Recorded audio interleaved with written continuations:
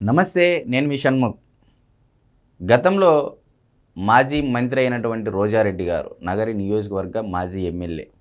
మరి లోకేష్ గారికి చీర, గాజులు పంపిణీ చేస్తామని చెప్పి కూడా గతంలో ఆమె వివాదాస్పద వ్యాఖ్యలు చేసిన విషయం మీ అందరికీ తెలుసు.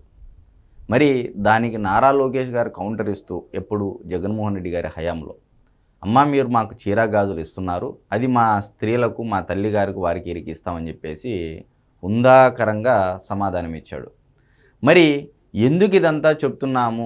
మరి నిజంగా నారా లోకేష్ అనేటువంటి వ్యక్తి గురించి ఈరోజు మనం మాట్లాడుకున్నట్లయితే, తల్లిని అవమానించారు, తండ్రిని అవమానించారు, కొడుకుని దేవాంశను ట్రోల్ చేశారు, తండ్రిని చాలా వయసుకు మించి మాటలు మాట్లాడారు చంద్రబాబు నాయుడు గారిని. అయినప్పటికీ మరి మంగళగిరి నియోజకవర్గం, అతి ముఖ్యంగా మనం చెప్పుకోవాల్సిన విషయం ఏంటంటే, మంగళగిరి నియోజకవర్గం 1984 తర్వాత నాకు తెలిసి 30 ఏళ్ల చరిత్రలో తెలుగుదేశం పార్టీ అక్కడ జెండా అంటే గెలిచినటువంటి పరిస్థితి లేదు. మరి అది రిజర్వ్డ్ నియోజకవర్గం. మరి అయినప్పటికీ కూడా చాలామంది తెలుగుదేశం పార్టీ నుంచి కూడా మీరు ఇంకొక నియోజకవర్గంలో పోటీ చేస్తే మేలు, లేదు పవన్ కళ్యాణ్ గారి మాదిరి గతంలో ఏదైతే 2 నియోజకవర్గాలు పోటీ చేశారో అలానే చేస్తే మంచిదేమో అని ఒకసారి చాలామంది సలహా ఇచ్చారు. ఇది నేను చెప్పిన మాట అయితే కాదు, నారా లోకేష్ గారే స్వయంగా తన నోటి వెంట వచ్చినటువంటి మాటలు. మరి మంగళగిరి నియోజకవర్గంలో కని విని ఎరుగని విధంగా జగన్మోహన్ రెడ్డి గారు సీఎం హోదాలో పులివెందుల నియోజకవర్గంలో 70% సొంత సామాజిక వర్గం ఉన్నటువంటి వాళ్ళు ఉన్నటువంటి పులివెందులలో కూడా 30,000 మెజారిటీ తగ్గింది. అంటే 2014 వచ్చినటువంటి మెజారిటీ, 2019కి వచ్చినటువంటి మెజారిటీ, 2024కి వచ్చినటువంటి మెజారిటీ. మరి 2019లో ఎంత మెజారిటీ వచ్చింది? 90,000 మెజారిటీ. మరి 2024 మరి ఒక్క ఛాన్స్ అన్నారు, అధికారం లేకు వచ్చారు, అంతా బాగానే ఉంది. మరి అధికారంలోకి వచ్చిన తర్వాత సీఎం హోదాలో ఉండి పులివెందుల నియోజకవర్గంలో 30,000 మెజారిటీ తగ్గింది అంటే ఏ స్థాయిలో జగన్మోహన్ రెడ్డి గారి పైన వ్యతిరేకత ఉందనేది అక్కడ ప్రాంత ప్రజలు తెలియజెప్పారు ఓటు రూపంతో. మరి దాని క్వైట్ ఆపోజిట్గా మనం తీసుకున్నట్లయితే మంగళగిరి నియోజకవర్గం మరి రాష్ట్రంలో 3వ అతిపెద్ద మెజారిటీగా నారా లోకేష్ గారి యొక్క నియోజకవర్గం మంగళగిరి నియోజకవర్గము మెజారిటీ రావడం జరిగింది. 91,000 పైన మెజారిటీ రావడం జరిగింది. మరి నిజంగా నారా లోకేష్ గారిని గతంలో ఏదైతే పప్పు లేకపోతే పప్పు నాయుడు ఏవైతే అన్నారో వాటన్నిటికీ సమాధానము మెజారిటీతో చెప్పడం జరిగింది. మరి అంతటితో ఆగాడా? మెజారిటీతో వచ్చేసింది, ఇంక మనకు అధికారం వచ్చేసింది, అనుభవించేద్దాము. గత ప్రభుత్వ పరిపాలకులు అంటే జగన్మోహన్ రెడ్డి గారి హయాంలో తాడేపల్లిలోనే సీఎం ఆఫీస్ నడిపించిన విధంగా ప్రజలలోకి రాకోకుండా, ప్రజల సమస్యల గురించి పట్టించుకోకుండా, గతంలో యువగలం పాదయాత్రలో ఇచ్చినటువంటి హామీలను మర్చిపోకుండా ఒక్కొక్కటి అమలు చేసుకుంటూ వస్తున్నాడు నారా లోకేష్ గారు. మరి అదే దారిలో మనం చూసుకున్నట్లయితే మంగళగిరి నియోజకవర్గం మరి ఒక్కసారి మనము బ్యానర్ ఐటమ్ ఉందండి ఇక్కడ, ప్రజల కోసం మా ఇంటి తలుపులు తెరిచే ఉంటాయి, మంత్రి నారా లోకేష్. ప్రభుత్వ భూముల్లో నివాసం ఉంటున్న 624 మందికి శాశ్వత హక్కు కల్పిస్తూ పట్టాలు. మరి ఈ స్ఫూర్తితో త్వరలోనే రాష్ట్రమంతా అమలు చేస్తామని వెల్లడి. మంగళగిరి నియోజకవర్గ ప్రజల కోసం మా ఇంటి తలుపులు 24 గంటలు తెరిచే ఉంటాయని విద్యా ఐటీ శాఖ మంత్రి నారా లోకేష్ గారు అన్నారు. మరి సరే, ఇదంతా ఒక ఎత్తు అయితే, మరి నిన్న ఇచ్చినటువంటి ఇళ్ల పట్టాల పంపిణీ కార్యక్రమంలో అసలు ఎవరు ఏమన్నారు అభిప్రాయాలు?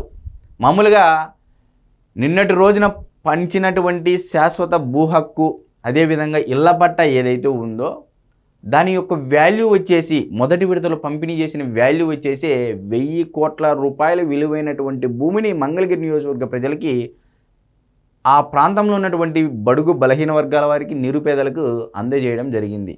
ఏది గతంలో రోజారెడ్డి గారు ఏ విధంగా అయితే విమర్శ చేశారో, చీర గాజులు అని చెప్పేసి హేళనగా చేశారో, దాని క్వైట్ ఆపోజిట్గా హిందూ సాంప్రదాయాలను గౌరవిస్తూ, మహిళలను అతి ముఖ్యంగా గౌరవించుకుంటూ వారిని చీర అంటే పట్టు వస్త్రాలు, గాజులు సమర్పించి ఈ ఇళ్ల పట్టా కూడా అందజేయడం జరిగింది.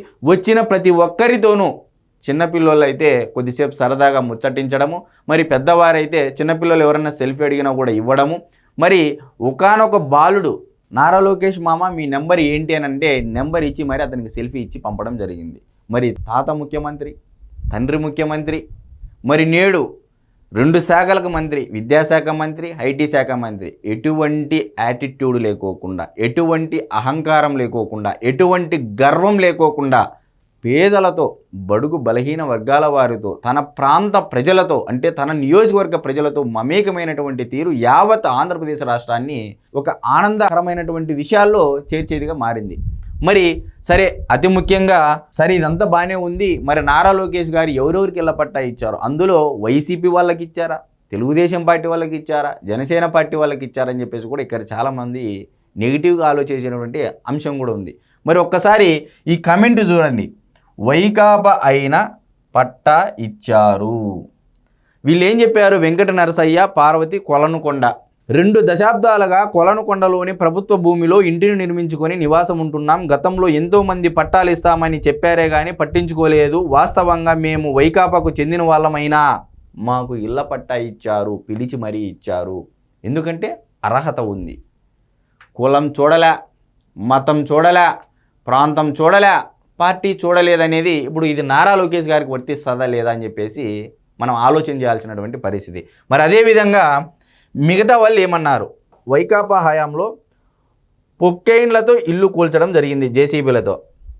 వారి వెంకాయమ్మ, అనూష, నాగమల్లేశ్వరి, ఇప్పటం, తాడేపల్లి మండలం. గతంలో వైకాపా ప్రభుత్వం ఉండగా గ్రామంలో రోడ్డు విస్తరణ పేరుతో జేసీబీలతో ఇల్లు కూల్చేశారు. ఆ తర్వాత బిక్కుబిక్కుమంటూ కాలం వెల్లదీయాల్సి వచ్చింది. ఎన్నికల ముందు గ్రామంలో లోకేష్ రచ్చబండ నిర్వహించి ఇళ్ల పట్టాలు ఇస్తామని హామీ ఇచ్చారు. ఇప్పుడు ఆ హామీని నెరవేర్చే 3 దశాబ్దాల కష్టాన్ని తీర్చారు. ఇందులో చాలామంది ఇళ్ల పట్టాలు తీసుకున్న నివాసం అంటే ఆ ప్రాంతంలో ఉన్నటువంటి ప్రజలు కొంతమంది 3 దశాబ్దాల నుంచి ఉన్నారు, కొంతమంది 2 దశాబ్దాల నుంచి ఉన్నారు, కొంతమంది దశాబ్దం నుంచి ఉన్నారు. మరి చాలామంది మాకెక్కడో ఊరికి దూరంగా అంటే గతంలో జగనన్న కాలనీలు ఇచ్చే విధంగా ఏదో ఊరికి ఒక 5 కిలోమీటర్ల అవతల లేకపోతే శ్మశానాల పక్కన ఇంకోటో కాకోకుండా ఎక్కడ వారు ఉంటున్నారో అక్కడే వాళ్ళకి ఇళ్ల పట్టా ఇచ్చే విధంగా వాళ్ళు కోరడం జరిగింది.